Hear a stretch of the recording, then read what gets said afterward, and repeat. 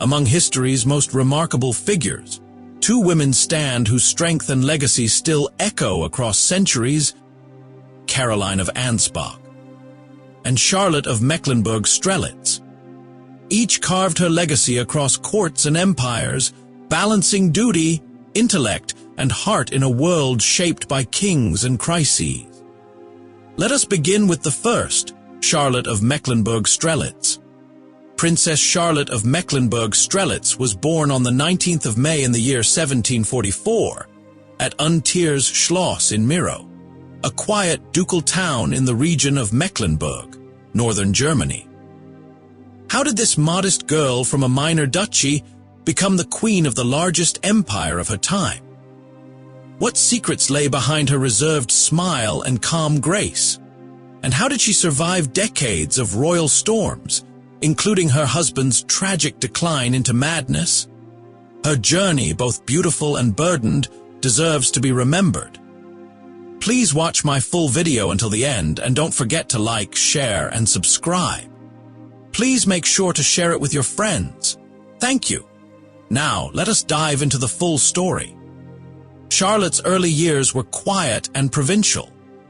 Raised by Duke Charles Louis Frederick and Princess Elizabeth Albertine, she received an education typical of noble girls: music, languages, religion, and court etiquette. But her world would soon shift forever. When the young King George III of Great Britain sought a politically neutral, modest bride, Charlotte's name rose through diplomatic channels. Though her education was modest, her poise and simplicity made a strong impression. In the summer of 1761, just months after her mother's death, Charlotte was chosen to become queen. Her departure from Miro was sudden, and her destiny extraordinary. Charlotte's path to the British throne was shaped more by diplomacy than destiny. In the year 1760, 22-year-old George III ascended the British throne. Unmarried and under pressure to secure an heir, his advisors and his mother, Princess Augusta, urged him to find a bride quickly. Charlotte, then just 17, was a relatively obscure princess from a politically unthreatening German duchy, and that made her the perfect choice. What stood out most was her reputation for modesty and obedience. She had little exposure to politics, and this was precisely what George wanted. He desired a queen who would not interfere with affairs of state. When Baron Philip Adolphus von Munchausen, the Hanoverian minister in London, recommended Charlotte, the king approved without ever meeting her. Within weeks, plans for the union were underway.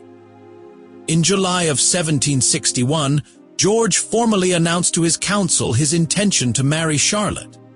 Soon after, Lord Harcourt and a royal escort were dispatched to Mecklenburg-Strelitz to bring her to England. On the 14th of August, the British delegation arrived and were received by her brother, Duke Adolphus Frederick. Just days later, the marriage contract was signed. Yet amidst the royal excitement, Charlotte was still mourning her mother, who had passed away only weeks earlier. Despite her grief, she accepted her fate with quiet grace. The girl who had never even seen the British Isles was now preparing to become its queen. Her journey across the sea and into history was about to begin. Charlotte's departure from her homeland was swift and emotional. On the 17th of August in the year 1761, she left Mecklenburg-Strelitz accompanied by her brother, Adolphus Frederick, and a British escort led by Lord Harcourt. The young princess, dressed in simplicity and dignity, traveled by carriage to the port of Cuxhaven, where a small fleet awaited. What followed was a turbulent sea voyage across the North Sea, made difficult by 3 fierce storms that tested her resolve before she ever reached English soil. After nearly 3 weeks of travel, Charlotte landed at Harwich on the 7th of September. Without delay, the royal party traveled onward to London. They spent the night in Witham and the following day arrived at St. James's Palace. There, at the garden gate, Charlotte met George III for the very first time. Just hours later, on the evening of the 8th of September, they were married in a quiet but dignified ceremony at the Chapel Royal. The wedding, though simple by royal standards, was deeply symbolic. The king and his new queen had known each other for less than a day, but the union was intended to last a lifetime. Charlotte spoke almost no English at the time, yet she faced the ceremony with calm resolve. Observers noted her charm and modesty even amid the strangeness of a foreign land.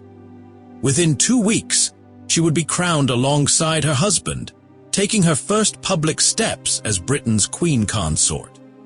Charlotte's early months in Britain were marked by both admiration and isolation.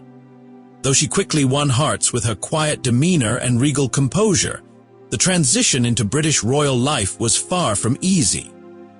She spoke little English, had just lost her mother, and found herself in a court defined by strict ceremony and complex social rules.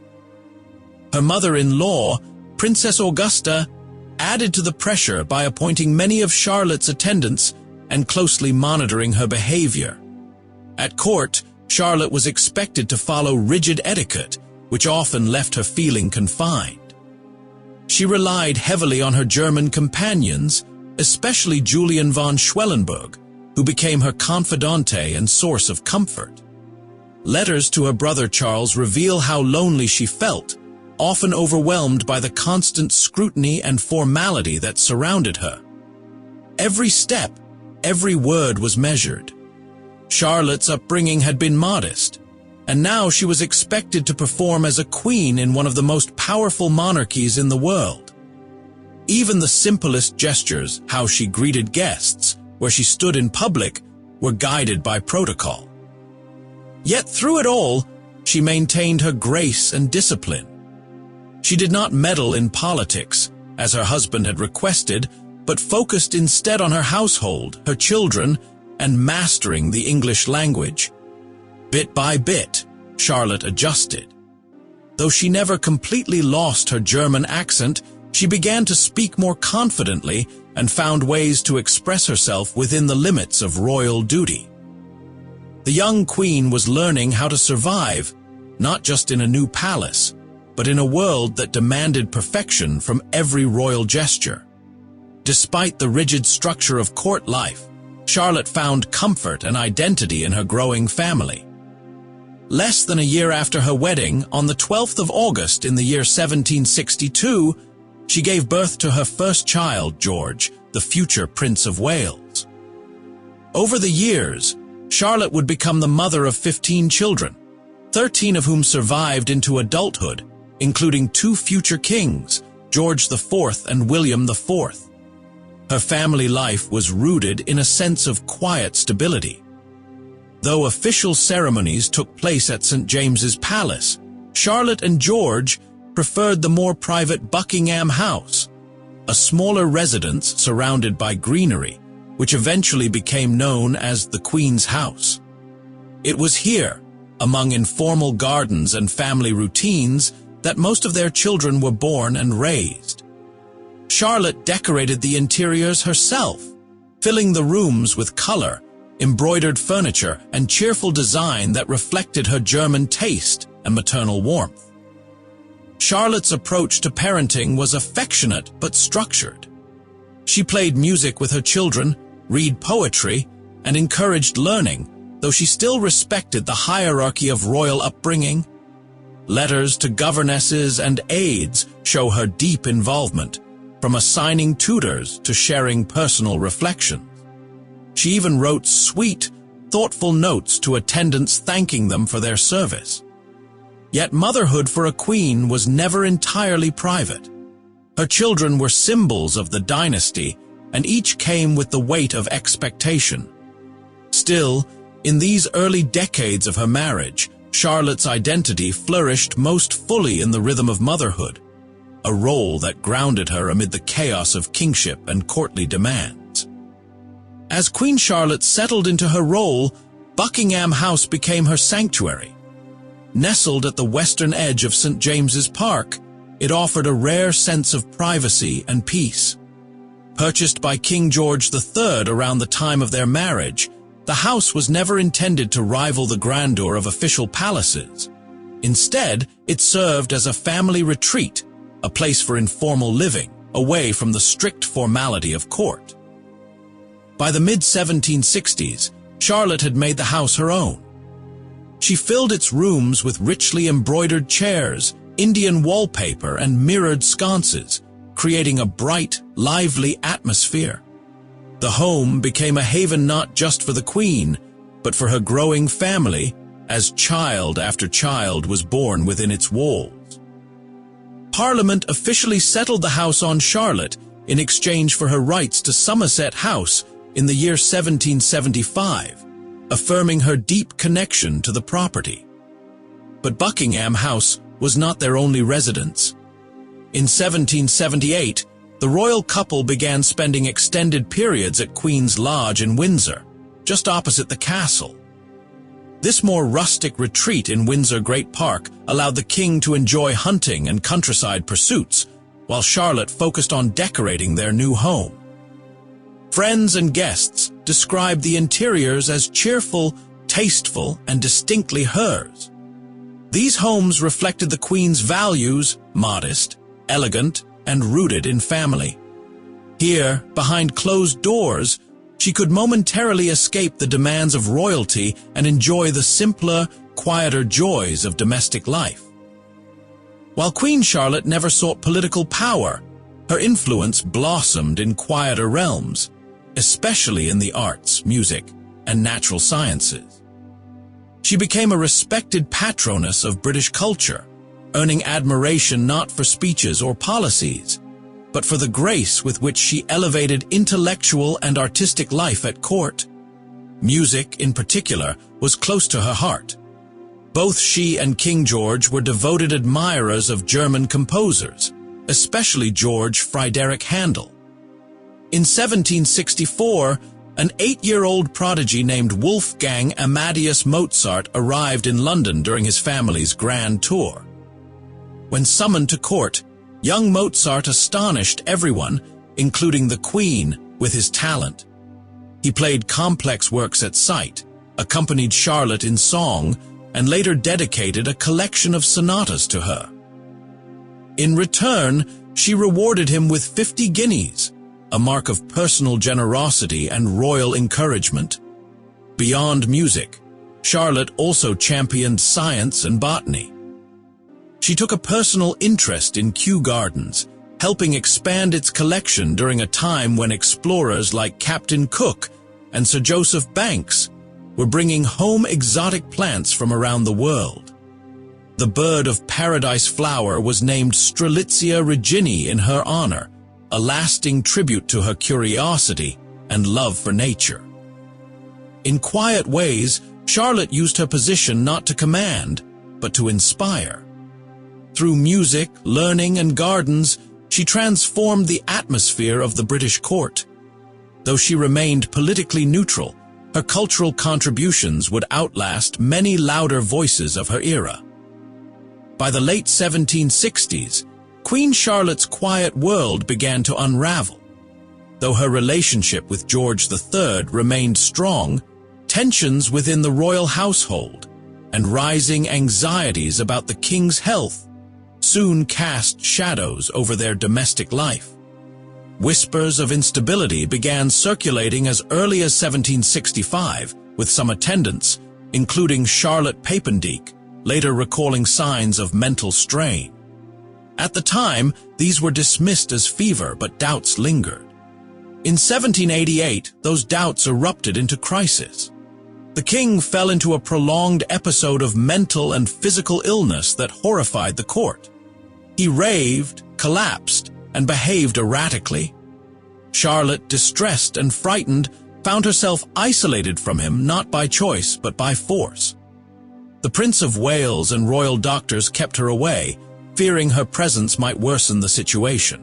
She was not even consulted when key medical decisions were made. Despite the pressure, Charlotte remained composed. She demanded the right to accompany the king to Kew Palace and insisted, "Where the king is, there I shall be." But once at Kew, she was kept apart. Their visits were limited, and the king, in his altered state, would cling to her and their daughters, refusing to let go. The queen was torn, trying to honor her role while protecting her own emotional survival. The Regency Bill of 1789 granted the Prince of Wales power should the king's illness become permanent. However, it placed the king's care and his household under Charlotte's guardianship. In the palace halls, political schemes swirled, but behind closed doors, Charlotte bore the weight of a broken husband and a fracturing family. As the king's illness deepened, a painful rift emerged within the royal family, most notably between Queen Charlotte and her eldest son, George, the Prince of Wales. Their once formal but functional relationship turned cold and combative. Each suspected the other of maneuvering for control over the throne and the ill king's legacy. Political factions in court fed the division, turning mother and son into wary opponents under the same roof. The queen believed her son, influenced by opportunists, wanted to assume the regency permanently, possibly by ensuring the king was declared insane. Meanwhile, George and his allies accused Charlotte of trying to block his authority and manipulate doctors into declaring the king sane again. These fears played out in whispers, confrontations, and bitter silences. The Regency Bill of 1789 did little to heal the wound. Though it named the Prince of Wales as future regent, it granted Queen Charlotte control over the king's household and care. This compromise only deepened the divide.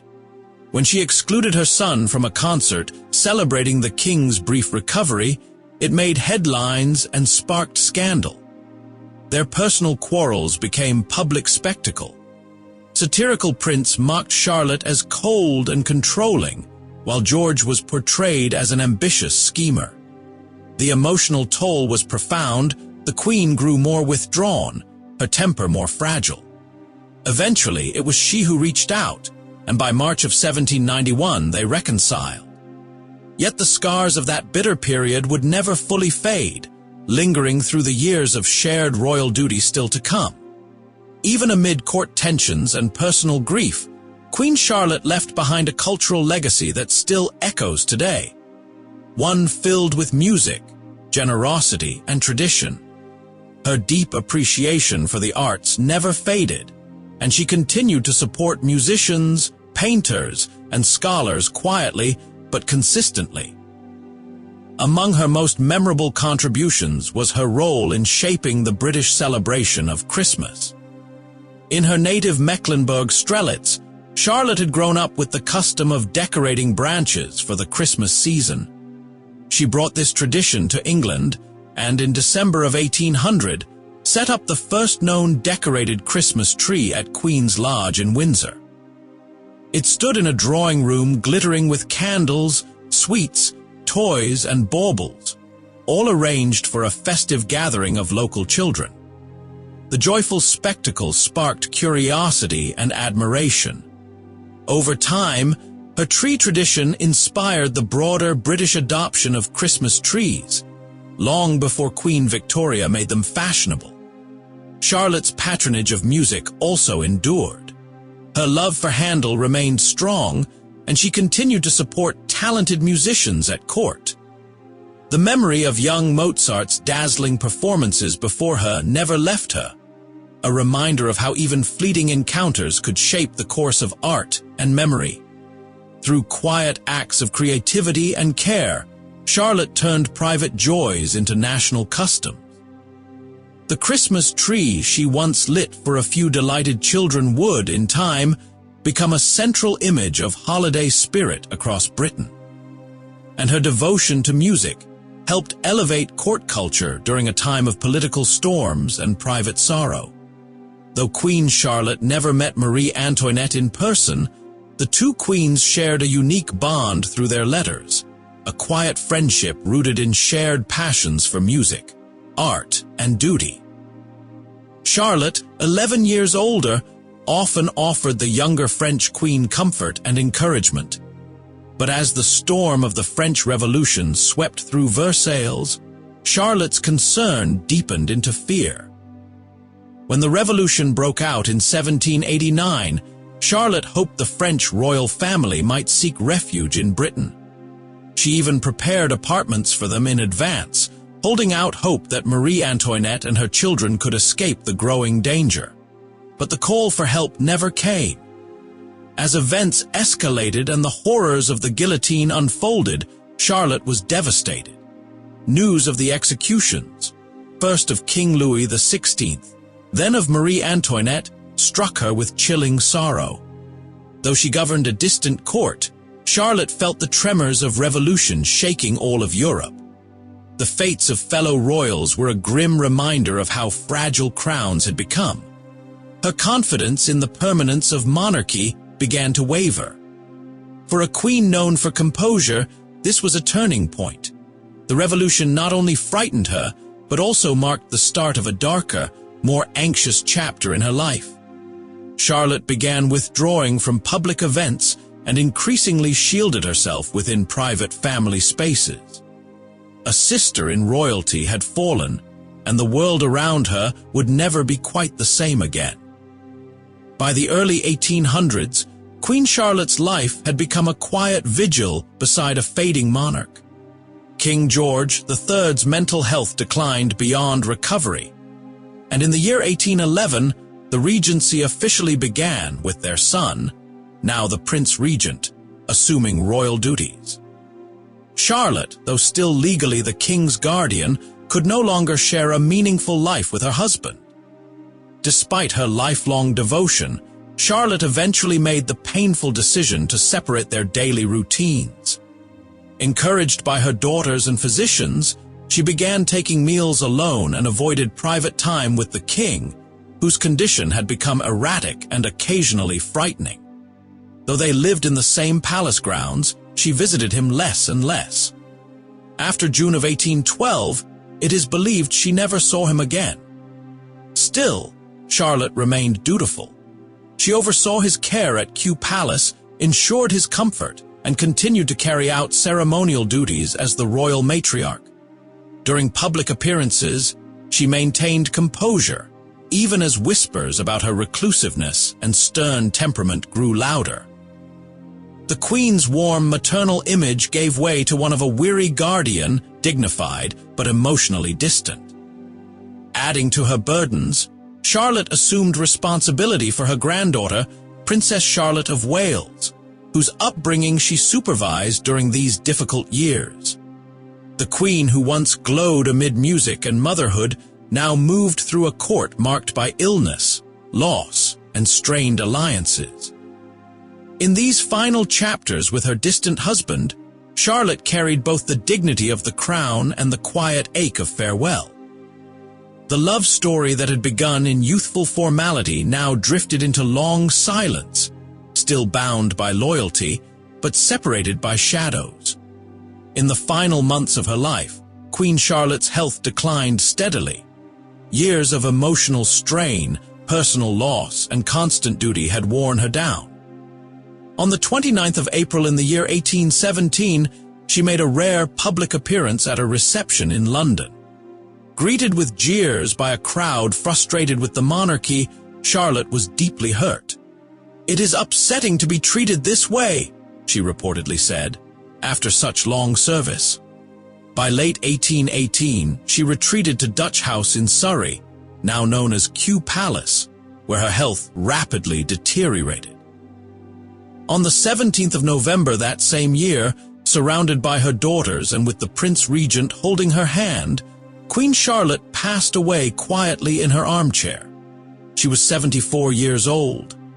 She was buried at St. George's Chapel in Windsor Castle, ending a reign of 57 years and 70 days, the longest for any queen consort in British history until modern times. George III, lost in his own world of blindness, deafness, and madness, likely never understood that his wife had died.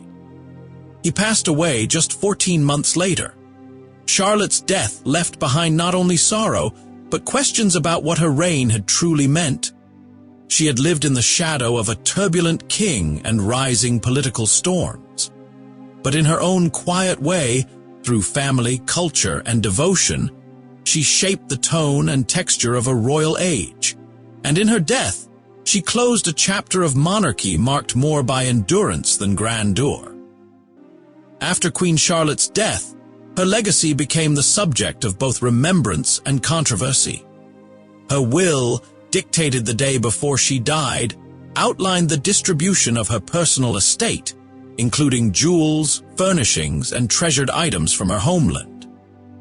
While she left many possessions to her daughters, her prized jewels were to return to her husband, or, if he remained incapacitated, to become part of the House of Hanover's inheritance. This decision sparked a bitter and long-lasting feud. When her son William IV died, Charlotte's jewels were claimed both by Queen Victoria and by Ernest Augustus, King of Hanover and Charlotte's eldest surviving son. Queen Victoria insisted the jewels belonged to the British crown. Ernest, however, argued they were his by bloodline. The dispute lasted decades, until finally in 1858, 40 years after Charlotte's death, the jewels were handed over to Hanover. Beyond royal quarrels, Charlotte's public memory remained more subdued. Her furnishings were auctioned off, her clothes sold, and her presence quietly faded from the court's daily life. Yet traces of her endured in the places and traditions she helped shape. Kew Gardens bore the imprint of her botanical influence. The Christmas tree she introduced bloomed into a national custom. Charlotte had rarely sought the spotlight. She was neither revolutionary nor flamboyant. But in her steadiness, in her devotion to family and quiet service, she left behind a legacy harder to measure and harder to forget. A queen remembered not for power but for presence. Though her influence was subtle in life, Queen Charlotte's name lives on across continents, etched into cities, institutions, and traditions. In North America alone, her legacy can be found in the names of Charlotte, North Carolina, Charlottesville, Virginia, and Charlottetown, Prince Edward Island. These cities, founded or renamed during her lifetime, honored the quiet dignity of a queen who never set foot on their soil but still symbolized royal stability. Across the Atlantic, Charlotte's contributions to healthcare were equally lasting. In 1809, she became patron of the general lying in hospital, which served poor expectant mothers in London. Her support revived the struggling institution, and it was later renamed Queen Charlotte's and Chelsea Hospital, a respected maternity center that continues to serve women to this day. The Queen Charlotte's Ball, an annual debutante tradition, originally helped fund the hospital and still bears her name. Monuments also keep her memory alive. A statue likely representing her stands in Queen Square, London. In Charlotte, North Carolina, her image greets travelers at the airport and city center. Even in the South Pacific, the royal family of Tonga adopted the name Salote, the local version of Charlotte, in her honor. Though not known for charisma or political power, Charlotte's influence proved enduring. Through her patronage, traditions, and quiet strength, she inspired generations beyond her own. Her name still circles the globe, not through grand conquest, but through quiet grace. Her legacy, like her reign, rests not in noise, but in roots. Let us now turn to another remarkable figure of royal descent. Caroline of Ansbach was born on the 1st of March in the year 1683 in Ansbach, a small principality in the Holy Roman Empire. How did this orphaned girl from a minor German court rise to become one of the most respected and politically astute queens in British history?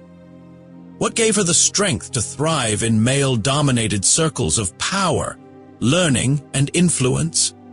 And how did she manage to leave such a lasting mark on an empire she had not been born to rule? From the very beginning, Caroline's life was shaped by loss. Her father, John Frederick, Margrave of Brandenburg-Ansbach, died when she was just 3 years old. Her mother followed only a year later. Orphaned at the age of 4, Caroline was placed under the guardianship of Frederick I of Prussia and his formidable wife, Sophia Charlotte. The Prussian court, known for its intellectual vibrancy, became the backdrop of her formative years.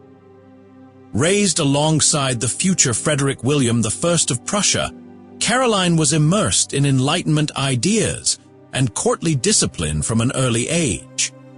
Her guardian, Sophia Charlotte, was a brilliant woman in her own right, a patron of philosophers and a friend to the great Gottfried Leibniz.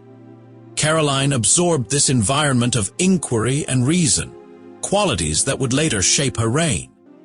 Though she held no throne in her youth, Caroline's early years planted the seeds of a remarkable destiny, one that would one day lead her to the heart of the British monarchy.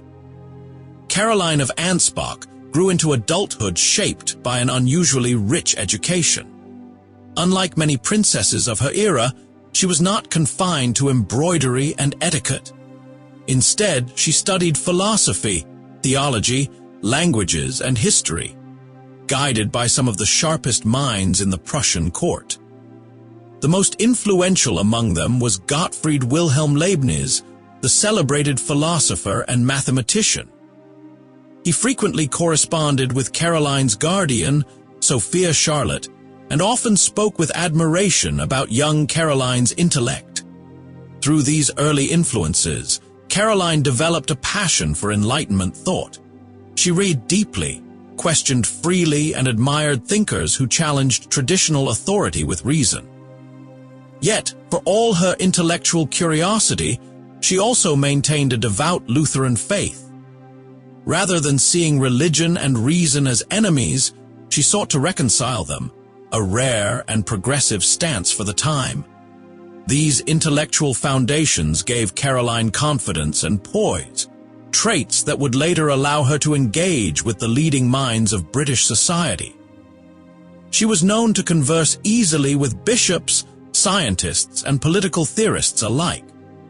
Her personal library, rich in philosophy, science, and religious texts, was a reflection of her wide-ranging interests. Even as a teenager, suitors and diplomats noted her rare combination of beauty, brilliance, and discretion. Caroline was not merely educated, she was wise. And in an age when queens were often ornamental, she prepared herself to be essential. These formative years were not just preparation for marriage, they were preparation for influence. Caroline was becoming more than a princess. She was becoming a thinker on the edge of power. By the early 1700s, Caroline of Ansbach had already attracted attention across Europe's royal courts, not only for her beauty, but for her intellect and steady character. Among her most prominent suitors was Archduke Charles of Austria, a future emperor and strong candidate for the Spanish throne. But Caroline made a bold and rare decision. She declined his proposal. Her reason? Charles was Catholic, and conversion would compromise her Protestant faith. In doing so, she risked her status and security, but stood firm on principle. Her decision quietly impressed the Elector of Hanover, soon to become George I of Britain. Seeking a suitable wife for his grandson, George Augustus, the Elector turned his gaze to Caroline. She was Protestant, politically sensible, and of noble birth, the perfect match for a dynasty positioning itself to inherit the British crown. George Augustus, later George II, met Caroline in the year 1713. Their initial encounter, arranged with careful diplomacy, quickly blossomed into mutual affection. Unlike many arranged marriages of the age, theirs began with genuine warmth. He admired her wit. She respected his sense of duty. They were engaged within days.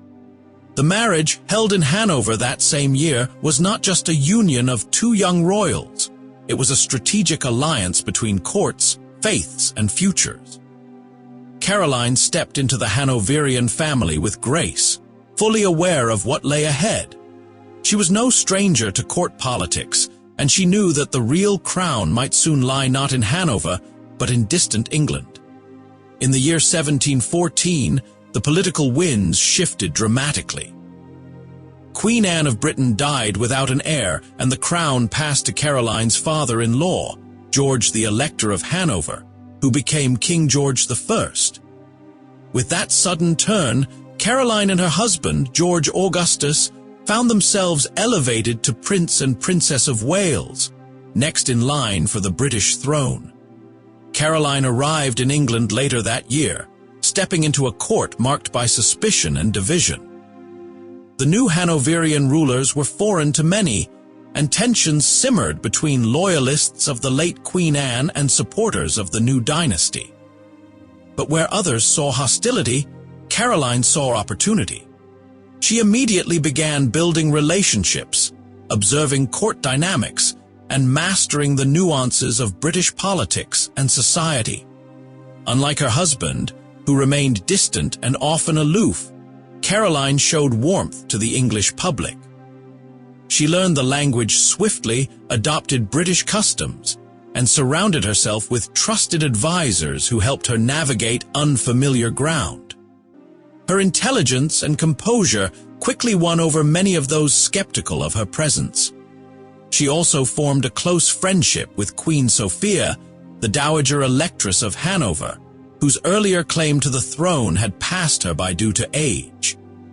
Through this relationship and her growing influence in charitable and intellectual circles, Caroline cemented her role not just as a royal figure, but as a future queen in waiting. Behind her composed exterior was a sharp political mind. Caroline understood that power in Britain required more than royal blood. It required public favor. And with each gesture, she quietly earned it. As Princess of Wales, Caroline quickly became a key figure in one of Britain's most contentious royal households. Tensions flared between her husband, George Augustus, and his father, King George I, a rivalry fueled by pride, politics, and power. Caroline, caught between the two, managed the storm with remarkable poise and strategic tact. She supported her husband loyally, but unlike many consorts, she also worked to mend fences with the reigning monarch. When George Augustus was briefly banished from court in 1717 after a bitter argument with the king, Caroline chose to leave with him, a decision that reinforced their bond in the public eye. Yet behind the scenes, she quietly maintained channels of communication with the king, hoping to heal the family divide. In court, Caroline's influence grew steadily. She cultivated relationships with rising politicians, philosophers, and church leaders. Her drawing room became a salon of ideas, where power was brokered over tea and conversation. Through charm and careful alliances, she began to wield a kind of soft power rarely seen in royal women of her time. Her intellect was not ornamental, it was strategic. She advised her husband on matters of policy, particularly religious tolerance, and often tempered his more impulsive tendencies. Observers soon noted that George Augustus rarely made major decisions without first consulting Caroline. At a time when royal courts were divided by faction and ego, Caroline emerged as a unifying presence. Not loud, not forceful, but undeniably effective. She was proving herself not just a Princess of Wales, but a political force in her own right. Caroline of Ansbach was not content with ceremonial roles. She understood that real power in Britain lay in influence, and she pursued it with elegance and strategy.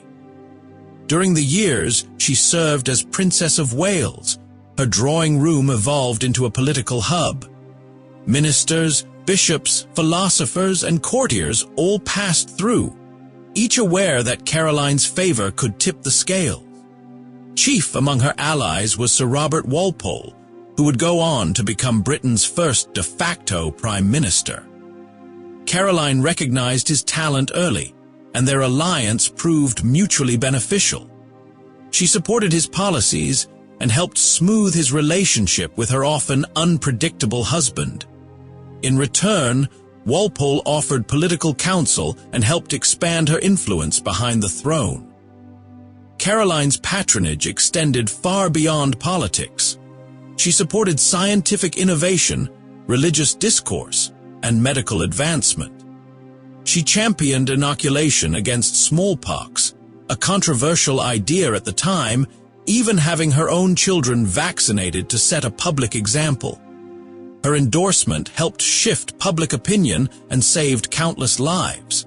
She also took an interest in religious moderation.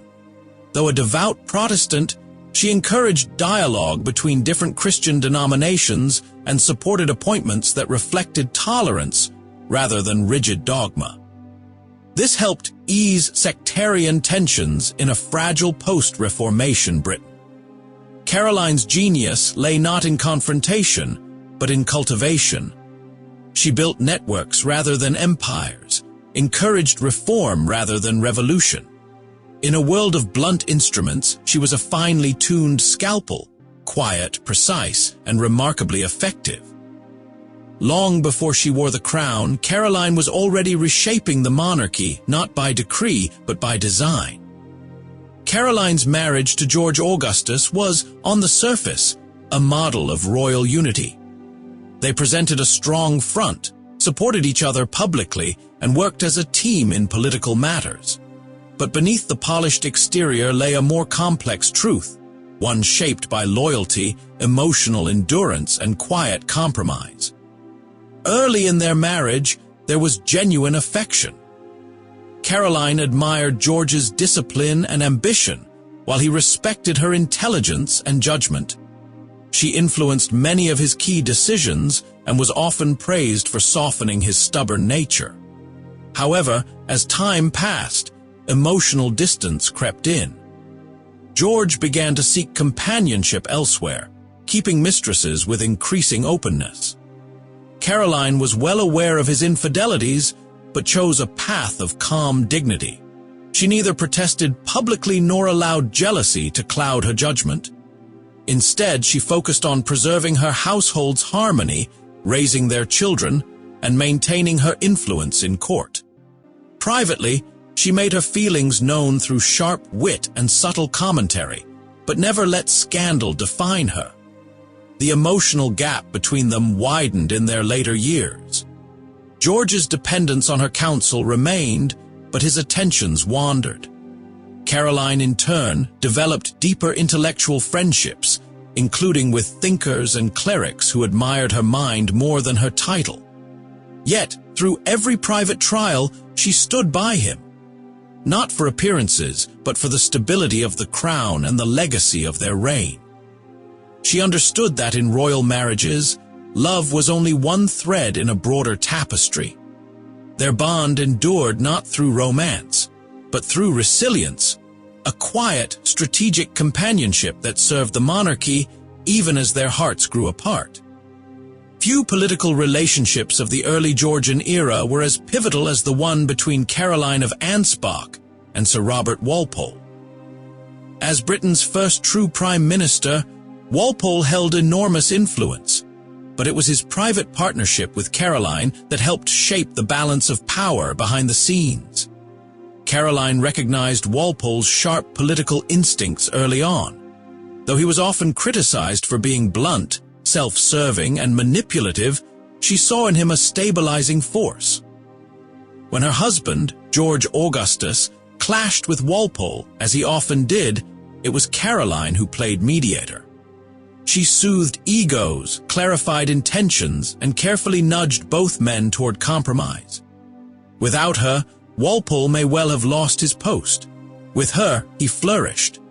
Their alliance was built on trust and pragmatism. Walpole often met with Caroline privately to discuss matters of state, and she in turn advised the king, shaping royal opinion in Walpole's favor.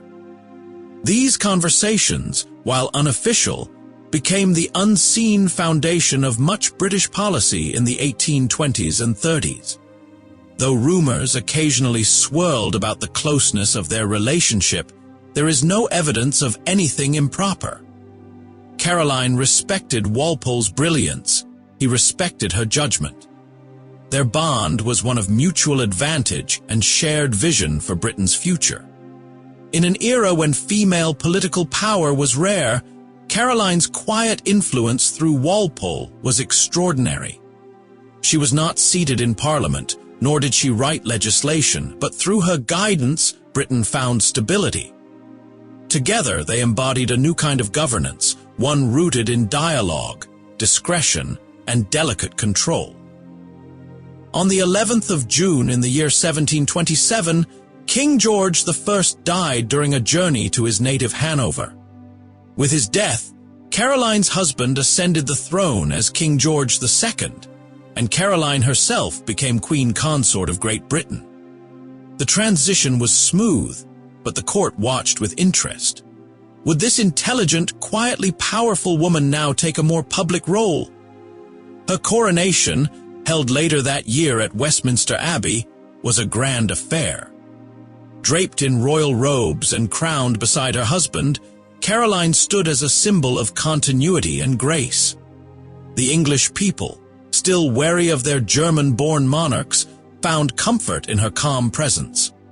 But Caroline's power did not lie in grand speeches or theatrical gestures. She remained behind the curtain, advising, influencing, guiding. Her new role gave her even greater access to ministers, clergy, and thinkers, and she used it to continue shaping religious policy and court appointments. She championed moderate voices in the church, promoted education, and kept open the salons that had once flourished under her patronage as Princess of Wales. Her relationship with George II remained steady, if distant. He respected her deeply and relied on her counsel, even if he sought companionship elsewhere. Unlike many royal consorts, Caroline was not ornamental, she was essential. As queen, she stepped into history not with spectacle, but with substance. And in doing so, she redefined what it meant to rule beside a king, not from a throne, but from behind it. As queen consort, Caroline of Ansbach transformed the British court into a vibrant center of culture, intellect, and refined conversation. In contrast to the cold, rigid atmospheres of previous reigns, Caroline opened the doors of her salons to thinkers, poets, scientists, and theologians from across Europe. Her court became a living organism, not a stagnant throne room, but a dynamic forum of exchange and progress. She was an active reader and critical thinker who corresponded with many leading minds of the Enlightenment. Voltaire praised her intellect and tolerance, while Leibniz considered her a sympathetic ally in philosophical thought. Caroline's court became a gathering place where disputes over religion, science, and philosophy could be discussed without fear. She encouraged rational dialogue and often arranged debates between Anglican bishops and dissenters, even welcoming moderate Catholics and deists. Her support for religious dialogue was not merely ceremonial, it was principled and deliberate. In one famous instance, she arranged for theologians Samuel Clarke and Benjamin Hoadley to present their views side by side, an extraordinary gesture for the time. Her promotion of science was equally pioneering. She championed the Royal Society and welcomed astronomers, physicians, and natural philosophers to her circle. Caroline supported Isaac Newton and ensured that his Principia Mathematica remained central to court discussions. She also funded botanical research and was fascinated by the medical sciences, even pushing for more humane treatments of the sick. Her continued advocacy for smallpox inoculation saved countless lives and placed the monarchy on the side of public health.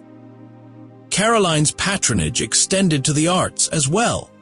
She invited dramatists and musicians to perform at court and personally supported the careers of young writers and painters.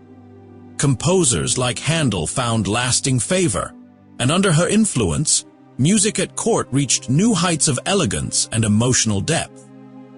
She commissioned architectural projects that reflected her enlightened taste, balancing form with function. intellect with aesthetics. Beyond the glitter of chandeliers and court gowns, Caroline's greatest legacy lay in the ideas she nurtured. She had no desire to dominate through spectacle. Instead, she led with wit, elegance, and reason. Foreign ambassadors admired her poise, local politicians feared her intellect, artists praised her insight, and common people remembered her kindness. In private letters, even her opponents acknowledged her depth of character. Through her deliberate cultivation of knowledge and critical thinking, Caroline reshaped the very purpose of the monarchy. She proved that queens could lead not only with beauty and grace, but with intellect and vision. Her palace was not a fortress, it was a forum. A place where thought was honored, dialogue encouraged, and enlightenment made royal. Despite Caroline's successes at court, her private life was marked by a deep and painful family rift, one that centered on her eldest surviving son, Prince Frederick. Born in Hanover in 1707, Frederick had been left behind when his parents moved to England, only joining them years later. That long separation planted seeds of distance that never fully healed. From the moment he arrived in Britain, Frederick seemed determined to oppose his parents. He aligned himself with political factions critical of the king and queen, undermined their authority at court, and even attempted to establish his own rival household. The tension reached its peak when he deliberately excluded them from the birth of his first child, a deeply insulting breach of royal protocol. Caroline was heartbroken. She had been a devoted mother, nurturing her younger children with affection and care. But with Frederick, every interaction became a battlefield. She famously referred to him in private as the greatest ass, and once remarked that she hoped he would predecease her, a rare moment of unfiltered pain. Though she continued her royal duties with dignity, the strain was visible. Friends noted the emotional toll Frederick's behavior had taken. Caroline tried reconciliation at times, but her son remained defiant. In a life otherwise marked by diplomacy and reason, this feud stood out as raw and unresolved. Caroline, the great unifier of court and kingdom, could not mend the rift within her own family. It was a wound she carried quietly but heavily until the end of her days. Behind the brilliance of Caroline's public life lay a shadow of private sorrow. The rift with Prince Frederick was only one of many burdens she carried. Throughout her marriage, she endured the king's infidelities with grace, offering no public complaint while maintaining her own dignity. Though George II respected her immensely, his emotional distance left Caroline to shoulder much of the court's responsibility alone. She also suffered the quiet anguish of loss. Several of her children died young, a common tragedy in the 18th century, but no less painful for a queen. Each death etched itself into her face, but she never allowed grief to diminish her duties. She remained the steady hand behind the throne, holding the monarchy together during moments of public unrest and private despair. Caroline's strength was often expressed in her silence, her ability to absorb pain without spectacle. Courtiers noted her calm under pressure, her endless patience with political disputes, and her unwavering support for charitable work, especially hospitals and education. To the British public, she became a symbol of grace in adversity. In her private chambers, however, Caroline allowed herself moments of reflection. She read theology, wrote thoughtful letters, and sought comfort in philosophical conversations with her closest confidants. Her mind remained as active as her heart was burdened. She bore her role not with complaint, but with resilience. In an age when queens were often seen but seldom heard, Caroline of Ansbach became a quiet pillar, the embodiment of dignity beneath the weight of sorrow.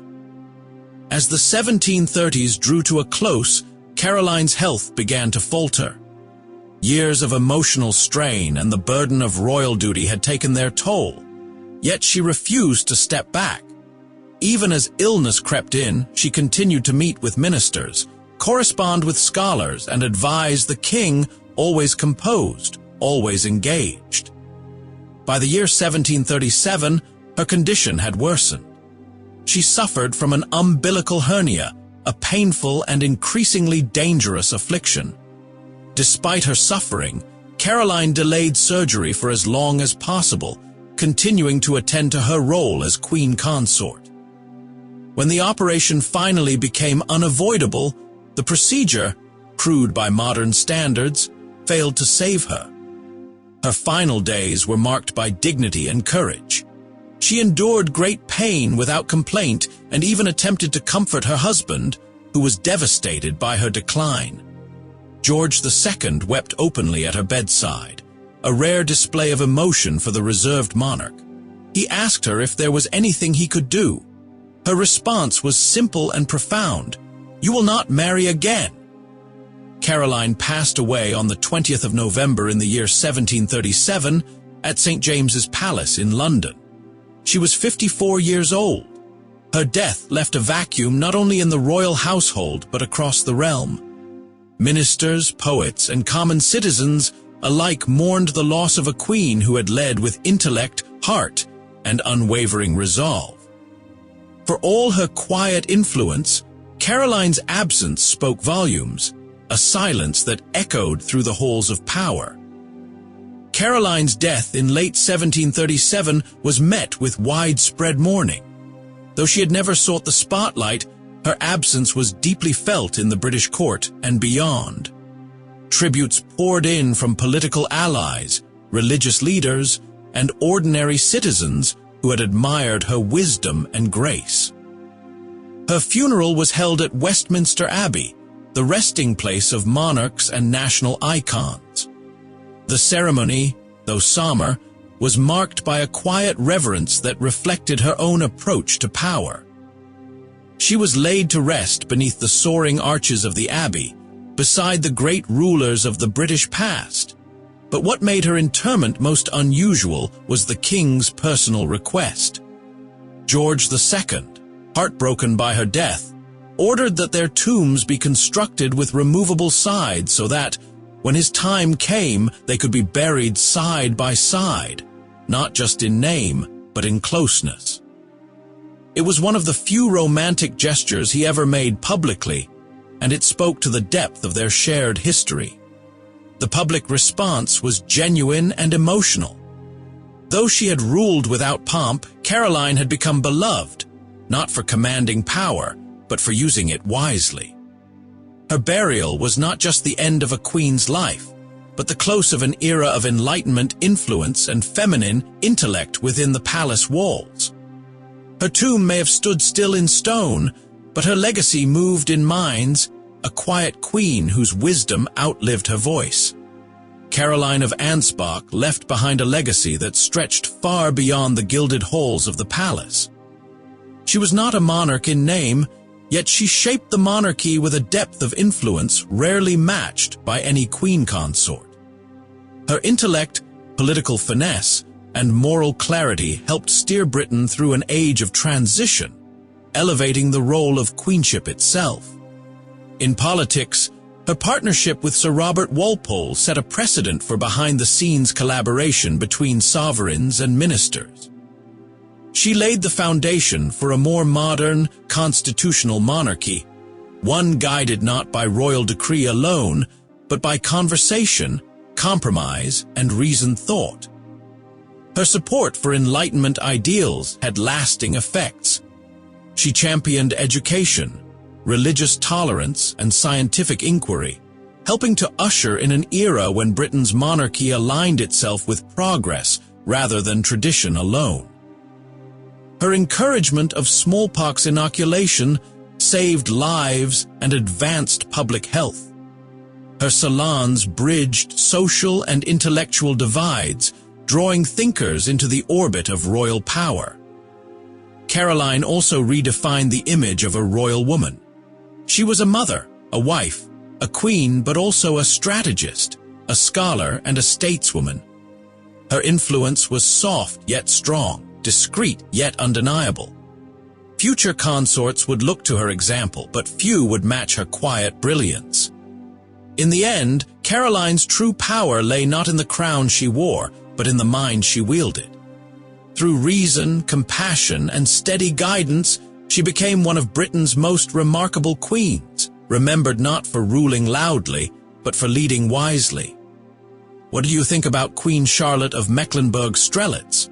Was she a graceful consort who brought stability and kindness to a changing empire? A woman of faith, intellect, and family who left a cultural imprint still felt today? Or was she a quiet figure overshadowed by a troubled king? Isolated by duty, her own wishes buried beneath ceremony and restraint? And what about Queen Caroline of Ansbach? Was Caroline a brilliant political partner and intellectual force, a queen who shaped government, nurtured reason, and balanced power with grace? Or was she a woman bound by sorrow, enduring betrayal, family strife, and silence, remembered more for the burdens she bore than the brilliance she shared? We would love to hear your thoughts. Were these queens simply royal companions, or were they the true architects of their courts? Did their strength lie in quiet counsel and enduring love, or in the unspoken sacrifices behind their crowns? Share your reflections in the comments below. And if this journey through history touched you, please like, share, and subscribe for more untold stories of strength, wisdom, and legacy. Thank you so much for watching.